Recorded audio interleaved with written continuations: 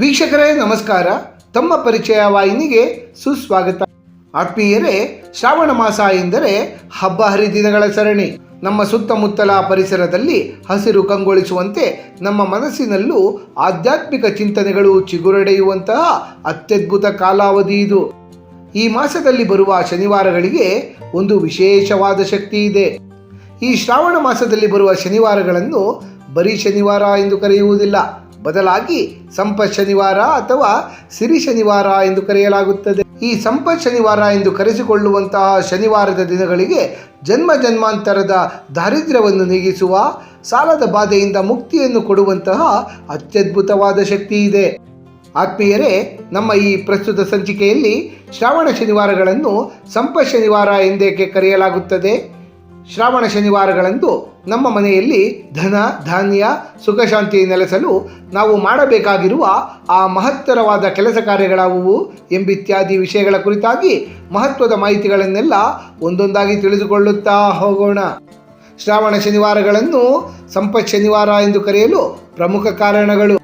ಮೊದಲನೆಯದಾಗಿ ಶನೀಶ್ವರರ ಸಾತ್ವಿಕ ಅನುಗ್ರಹ. ಅನೇಕರಲ್ಲಿ ಶನಿದೇವರೆಂದರೆ ಕ್ರೂರಿ ಮತ್ತು ಕಷ್ಟಗಳನ್ನು ನೀಡುವವರು ಎಂಬ ತಪ್ಪು ಕಲ್ಪನೆಯೇ ತುಂಬಿದೆ. ಆದರೆ ಪುರಾಣಗಳು ಉಲ್ಲೇಖಿಸುವ ಪ್ರಕಾರ ಶ್ರಾವಣ ಮಾಸದ ಶನಿವಾರಗಳಂದು ಶನಿ ಮಹಾತ್ಮರು ತಮ್ಮ ಸಂಪೂರ್ಣವಾದ ಉಗ್ರ ರೂಪವನ್ನು ಮರೆತು ಭಕ್ತಾದಿಗಳ ಮೇಲೆ ಸಾತ್ವಿಕ ಕರುಣಾಮಯಿ ದೃಷ್ಟಿಯನ್ನು ಬೀರುತ್ತಾರೆ. ಅಂದರೆ ಈ ಶನಿವಾರಗಳಂದು ತನ್ನನ್ನು ಪೂಜಿಸುವಂತಹ ಭಕ್ತಾದಿಗಳ ದಾರಿದ್ರ್ಯವನ್ನೆಲ್ಲ ನಿವಾರಿಸಿ ಶನೀಶ್ವರರು ಸಂಪತ್ತು ಮತ್ತು ಸಮೃದ್ಧಿಯನ್ನು ಕರುಣಿಸುತ್ತಾರೆ. ಇದೇ ಕಾರಣಕ್ಕಾಗಿ ಶ್ರಾವಣದ ಶನಿವಾರಗಳನ್ನು ಬರೀ ಶನಿವಾರ ಎನ್ನದೇ ಅತ್ಯಂತ ಗೌರವದಿಂದ ಸಂಪತ್ ಶನಿವಾರ ಅಥವಾ ಸಿರಿ ಶನಿವಾರ ಎಂದು ಕರೆಯಲಾಗುತ್ತದೆ. ಎರಡನೆಯದಾಗಿ ಭಗವಂತ ಶ್ರೀನಿವಾಸರು ಧರೆಗಿಳಿದ ದಿನವಿದು. ಪುರಾಣಗಳ ಪ್ರಕಾರ ಕಲಿಯುಗದ ಪ್ರತ್ಯಕ್ಷ ದೇವರಾದಂತಹ ತಿರುಪತಿಯ ಶ್ರೀ ವೆಂಕಟೇಶ್ವರ ಸ್ವಾಮಿ ಈ ಧರೆಗೆ ಇಳಿದು ಬಂದದ್ದೇ ಇದೇ ಶ್ರಾವಣ ಮಾಸದ ಒಂದು ಶನಿವಾರದಂದು. ಕಲಿಯುಗದಲ್ಲಿ ಮನುಷ್ಯರ ಪಾಪಗಳನ್ನೆಲ್ಲ ಕಳೆದು ಬೇಡಿದ ವರಗಳನ್ನು ನೀಡಲು ತಿರುಪತಿ ಕ್ಷೇತ್ರದಲ್ಲಿ ನೆಲೆಸಿರುವಂತಹ ಶ್ರೀ ವೆಂಕಟೇಶ್ವರ ಸ್ವಾಮಿಯನ್ನು ಈ ಪವಿತ್ರವಾದ ಶ್ರಾವಣ ಶನಿವಾರಗಳಂದು ಪೂಜೆ ಮಾಡಿದರೆ ಅವರ ಸಂಪೂರ್ಣ ಕೃಪಾನುಗ್ರಹ ನಮಗೆ ದೊರೆತು ಮನೆಯಲ್ಲಿ ನೆಮ್ಮದಿ ನೆಲೆಸುವುದಲ್ಲದೆ ಧನಧಾನ್ಯ ವೃದ್ಧಿಯಾಗುತ್ತದೆ. ಶಿವದೇವರು ಮತ್ತು ಶನಿದೇವರ ಒಗ್ಗಟ್ಟು. ಶ್ರಾವಣ ಮಾಸವು ಸಂಪೂರ್ಣವಾಗಿ ಶಿವಪರಮಾತ್ಮರಿಗೆ ಸಮರ್ಪಿತಗೊಂಡಿರುವುದರಿಂದಲೇ ಈ ತಿಂಗಳು ಶನೀಶ್ವರರು ಶಿವಪರಮಾತ್ಮರನ್ನು ತಮ್ಮ ಗುರು ಎಂದು ಸ್ವೀಕರಿಸಿರುತ್ತಾರೆ. ಆದ್ದರಿಂದಲೇ ಶ್ರಾವಣ ಶನಿವಾರಗಳಂದು ಶಿವಪರಮಾತ್ಮರು ಮತ್ತು ಶನೀಶ್ವರರಿಬ್ಬರನ್ನು ಒಟ್ಟಿಗೆ ಪೂಜಿಸುವುದರಿಂದ ಸಾಡೆ ಸಾತಿ ಶನಿ, ಅರ್ಧಾಷ್ಟಮ ಶನಿ ಮತ್ತು ಅಷ್ಟಮ ಶನಿ ದೋಷಗಳೆಲ್ಲ ದೂರಾಗಿ ನಮ್ಮ ಜೀವನದಲ್ಲಿ ಆರ್ಥಿಕ ಪ್ರಗತಿ ಕಂಡುಬರುತ್ತದೆ. ಶ್ರಾವಣ ಶನಿವಾರಗಳಂದು ಕೆಲವು ವಿಶೇಷವಾದ ನಿಯಮಾವಳಿಗಳನ್ನು ಪಾಲಿಸುವುದರಿಂದ ಮತ್ತು ವಿಶೇಷವಾದ ಪೂಜೆಗಳನ್ನು ಮಾಡುವುದರಿಂದ ಮನೆಯಲ್ಲಿ ಧನಧಾನ್ಯ ವೃದ್ಧಿಯಾಗುತ್ತದೆ ಮತ್ತು ಸುಖ ಶಾಂತಿ ನೆಲೆಸುತ್ತದೆ. ಮನೆಯಲ್ಲಿ ಧನಧಾನ್ಯ ಮತ್ತು ಸುಖ ಶಾಂತಿ ನೆಲೆಸಲು ಶ್ರಾವಣ ಶನಿವಾರ ಮಾಡಬೇಕಾಗಿರುವಂತಹ ಕೆಲಸ ಕಾರ್ಯಗಳು. ಶ್ರೀ ಲಕ್ಷ್ಮೀ ವೆಂಕಟೇಶ್ವರ ಸ್ವಾಮಿಯ ಪೂಜೆ. ಶ್ರಾವಣ ಶನಿವಾರ ವೆಂಕಟರಮಣ ಸ್ವಾಮಿಗೆ ಅತ್ಯಂತ ಪ್ರಿಯವಾದದ್ದು.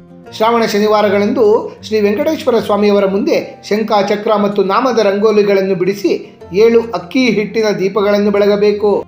ಅಷ್ಟು ಮಾತ್ರವಲ್ಲದೆ ವೆಂಕಟೇಶ್ವರ ಸ್ವಾಮಿಗೆ ತುಳಸಿ ಮಾಲೆಯನ್ನು ಅರ್ಪಣೆ ಮಾಡಿ ವೆಂಕಟೇಶ್ವರ ಅಷ್ಟೋತ್ತರ ಮತ್ತು ಲಕ್ಷ್ಮೀ ಅಷ್ಟೋತ್ತರಗಳನ್ನು ಪಠಣ ಮಾಡಬೇಕು. ಸ್ವಾಮಿಯವರಿಗೆ ಕಜ್ಜಾಯ ಪಾಯಸವನ್ನು ನೈವೇದ್ಯವಾಗಿ ಸಮರ್ಪಣೆ ಮಾಡಬೇಕು. ಸಾಧ್ಯವಾದರೆ ಸಮೀಪದ ವೆಂಕಟೇಶ್ವರ ಸ್ವಾಮಿಯ ಆಲಯಕ್ಕೂ ಸಹ ತೆರಳಬೇಕು. ಇದರಿಂದ ಮನೆಯಲ್ಲಿ ಮಹಾಲಕ್ಷ್ಮೀ ದೇವಿಯೂ ಸಹ ಸ್ಥಿರವಾಗಿ ನೆಲೆಸುತ್ತಾರೆ. ಎರಡನೆಯದಾಗಿ ಶನಿದೇವರಿಗೆ ಎಳ್ಳೆಣ್ಣೆಯ ದೀಪವನ್ನು ಅರ್ಪಣೆ ಮಾಡಬೇಕು. ಶ್ರಾವಣ ಮಾಸದ ಶನಿವಾರಗಳಂದು ಹತ್ತಿರವಿರುವಂತಹ ಶನಿ ದೇಗುಲಗಳಿಗೆ ತೆರಳಿ ಶನೀಶ್ವರರ ಮುಂದೆ 9 ಎಳ್ಳೆಣ್ಣೆ ದೀಪಗಳನ್ನು ಬೆಳಗಬೇಕು.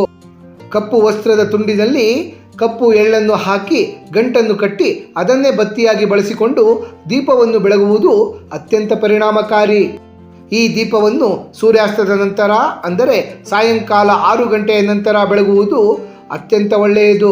ದೀಪವನ್ನು ಬೆಳಗಿದ ಮೇಲೆ ಅಲ್ಲಿಯೇ ದೇವಸ್ಥಾನದ ಬಳಿ ಕುಳಿತು ಕನಿಷ್ಠ 9 ಬಾರಿಯಾದರೂ ಓಂ ಶಂ ಶನೈಶ್ಚರಾಯ ನಮಃ ಎಂಬ ಮಂತ್ರವನ್ನು ಪಠಣ ಮಾಡಬೇಕು.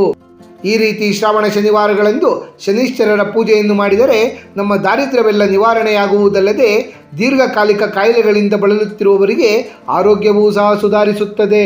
ಶನೀಶ್ವರರು ಆಯುಷ್ಯಕಾರಕರಾಗಿರುವುದರಿಂದ ಎಳ್ಳೆಣ್ಣೆ ದೀಪವನ್ನು ಬೆಳಗಿ ಪ್ರಾರ್ಥನೆ ಸಲ್ಲಿಸುವುದರಿಂದ ಅಕಾಲಿಕ ಮೃತ್ಯು ಭಯ ದೂರವಾಗಿ ದೀರ್ಘಾಯುಷ್ಯ ಪ್ರಾಪ್ತವಾಗುತ್ತದೆ. ಶಿವಾರಾಧನೆಯನ್ನು ಮಾಡುವುದು. ಶ್ರಾವಣ ಮಾಸ ಶಿವಪರಮಾತ್ಮರಿಗೆ ಸಮರ್ಪಿತಗೊಂಡಿರುವುದರಿಂದ ಶನಿವಾರಗಳಂದು ಶಿವಲಿಂಗಕ್ಕೆ ಕಪ್ಪು ಎಳ್ಳು ಮಿಶ್ರಿತ ಜಲದಿಂದ ಅಭಿಷೇಕವನ್ನು ಕೈಗೊಂಡರೆ ಶನೀಶ್ವರರು ಮತ್ತು ಶಿವಪರಮಾತ್ಮರಿಬ್ಬರ ಆಶೀರ್ವಾದವೂ ಸಹ ನಮಗೆ ದೊರೆಯುತ್ತದೆ. ದಾನ ಧರ್ಮಗಳನ್ನು ಕೈಗೊಳ್ಳುವುದು. ಶ್ರಾವಣ ಶನಿವಾರಗಳಂದು ಕಪ್ಪು ಎಳ್ಳು, ಕಪ್ಪು ವಸ್ತ್ರ, ಕಪ್ಪು ಕಂಬಳಿ, ಪಾದರಕ್ಷೆಗಳು, ಕಬ್ಬಿಣದ ವಸ್ತುಗಳು, ಕಪ್ಪು ಕಡಲೆಗಳನ್ನು ದಾನವಾಗಿ ನೀಡುವುದರಿಂದ ಮನೆಯಲ್ಲಿ ಧನಾಗಮನವಾಗುತ್ತದೆ. ಪ್ರಾಣಿ ಪಕ್ಷಿಗಳಿಗೆ ಆಹಾರ ನೀಡುವುದು. ಶ್ರಾವಣ ಶನಿವಾರಗಳಂದು ಬೆಳಗಿನ ಸಮಯದಲ್ಲಿ ಕಾಗೆಗಳಿಗೆ ಅನ್ನ ಮತ್ತು ಆಹಾರವನ್ನು ನೀಡಬೇಕು.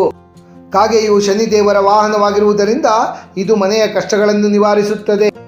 ಅಷ್ಟೇ ಅಲ್ಲದೆ ಕಪ್ಪು ನಾಯಿಗೆ ಆಹಾರವನ್ನು ನೀಡುವುದರಿಂದಲೂ ರಾಹು ಮತ್ತು ಕೇತುಗಳ ದೋಷ ಮತ್ತು ಶನೀಶ್ವರರ ದೋಷಗಳೇನಾದರೂ ಇದ್ದರೆ ಶಾಂತವಾಗುತ್ತವೆ. ಆಂಜನೇಯ ಸ್ವಾಮಿಗೆ ವೀಳ್ಯದೆಲೆಯ ಹಾರವನ್ನು ಸಮರ್ಪಿಸಬೇಕು. ಆಂಜನೇಯ ಸ್ವಾಮಿಯನ್ನು ಶಿವಪರಮಾತ್ಮರ ಅವತಾರವೆಂದೇ ಪರಿಗಣಿಸಲಾಗುತ್ತದೆ. ಶ್ರಾವಣ ಶನಿವಾರದ ಸಾಯಂಕಾಲದ ಸಮಯದಲ್ಲಿ ಆಂಜನೇಯ ಸ್ವಾಮಿಯ ದೇಗುಲಕ್ಕೆ ಭೇಟಿ ನೀಡಿ ಸ್ವಾಮಿಗೆ ವೀಳ್ಯದೆಲೆಯ ಹಾರವನ್ನು ಅರ್ಪಣೆ ಮಾಡಿ ಹನುಮಾನ್ ಚಾಲೀಸವನ್ನು ಪಠಣ ಮಾಡಿದರೆ ಅದೃಷ್ಟ ಒಲಿದು ಬರುತ್ತದೆ. ಅಶ್ವತ್ಥ ವೃಕ್ಷಕ್ಕೆ ಪೂಜೆಯನ್ನು ಸಲ್ಲಿಸುವುದು. ಶ್ರಾವಣ ಮಾಸದ ಶನಿವಾರಗಳಂದು ಸಾಯಂಕಾಲದ ಸಮಯದಲ್ಲಿ ಅಶ್ವತ್ಥ ವೃಕ್ಷದ ಬುಡದಲ್ಲಿ ಎಳ್ಳೆಣ್ಣೆಯ ದೀಪವನ್ನು ಬೆಳಗಿ 11 ಬಾರಿ ಪ್ರದಕ್ಷಿಣೆ ಬರಬೇಕು. ಪುರಾಣಗಳ ಪ್ರಕಾರ ಅರಳಿ ಮರ ತ್ರಿಮೂರ್ತಿಗಳ ವಾಸಸ್ಥಾನ. ಅಷ್ಟು ಮಾತ್ರವಲ್ಲದೆ ಶ್ರಾವಣ ಶನಿವಾರಗಳಂದು ಮಹಾಲಕ್ಷ್ಮೀ ದೇವಿಯೂ ಸಹ ಅಶ್ವತ್ಥ ವೃಕ್ಷದಲ್ಲಿಯೇ ವಾಸಿಸುತ್ತಾರೆ. ಆದ್ದರಿಂದಲೇ ಶ್ರಾವಣ ಶನಿವಾರಗಳಂದು ಅಶ್ವತ್ಥ ವೃಕ್ಷಕ್ಕೆ ವಿಶೇಷವಾದ ಪೂಜೆಯನ್ನು ಸಲ್ಲಿಸಿದರೆ ತ್ರಿಮೂರ್ತಿಗಳ ಕೃಪಾ ಕಟಾಕ್ಷವಲ್ಲದೆ ಮಹಾಲಕ್ಷ್ಮೀ ದೇವಿಯ ಕೃಪಾ ಕಟಾಕ್ಷವು ನಮಗೆ ಪ್ರಾಪ್ತವಾಗುತ್ತದೆ. ಇದರಿಂದ ನಮ್ಮ ಕಷ್ಟಗಳೆಲ್ಲವೂ ಕರಗಿ ಒಳ್ಳೆಯ ದಿನಗಳು ಶುರುವಾಗುತ್ತವೆ. ಆತ್ಮೀಯರೇ, ಸಂಪತ್ ಶನಿವಾರ ಎಂದು ಕರೆಸಿಕೊಳ್ಳುವ ಶ್ರಾವಣ ಮಾಸದ ಶನಿವಾರದ ಕುರಿತಾಗಿ ಸಮಗ್ರ ಮಾಹಿತಿಯನ್ನು ತಿಳಿದುಕೊಂಡ ನಮಗೆಲ್ಲರಿಗೂ ಆ ಭಗವಂತನ ಕೃಪಾ ಕಟಾಕ್ಷ ಸದಾಕಾಲ ಇರಲೆಂದು ಕೋರಿಕೊಳ್ಳುತ್ತಾ ಈ ದಿನದ ಸಂಚಿಕೆಯನ್ನು ಮುಗಿಸುತ್ತಲಿದ್ದೇವೆ. ವೀಕ್ಷಕರೇ, ನಿಮಗೆ ಈ ವಿಡಿಯೋ ಇಷ್ಟವಾಗಿದ್ದಲ್ಲಿ ಲೈಕ್ ಮಾಡಿ, ಶೇರ್ ಮಾಡಿ ಮತ್ತು ಸಬ್ಸ್ಕ್ರೈಬ್ ಮಾಡಿ ಹಾಗೂ ಬೆಲ್ ಬಟನ್ ಒತ್ತುವುದನ್ನು ಮರೆಯಬೇಡಿ.